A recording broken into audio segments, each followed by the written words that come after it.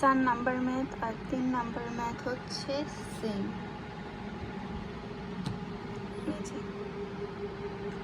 যা যা চাইছিল শুধু তাই আছে, শুধু হচ্ছে অ্যামাউন্টগুলো ভিন্ন।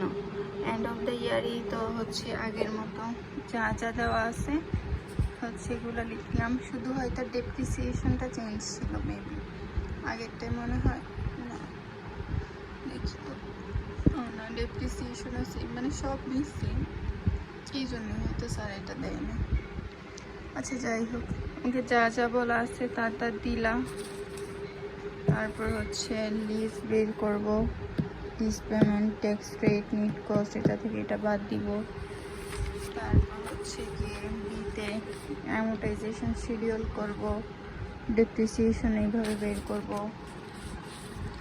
বের করার পর cost of ownership, loan payment যাবে, ইন্টারেস্ট পেমেন্ট, তারপর এটার উপর 40% ডেপ্রিসিয়েশন যেটা বের করছি এটার উপর আবার 40% পাবে। মেনটেনেন্স কস্ট দেওয়া আছে তো এটার উপর আবার 40% পাবে। এভাবে করে এটা থেকে নিট কস্ট কীভাবে বের করবো, 1 - 3 - 5 - 7 এভাবে করে নিট কস্ট বের করবো। তারপর প্রেজেন্ট ভ্যালু কীভাবে বের করতে হয় সেটা তো জানোই।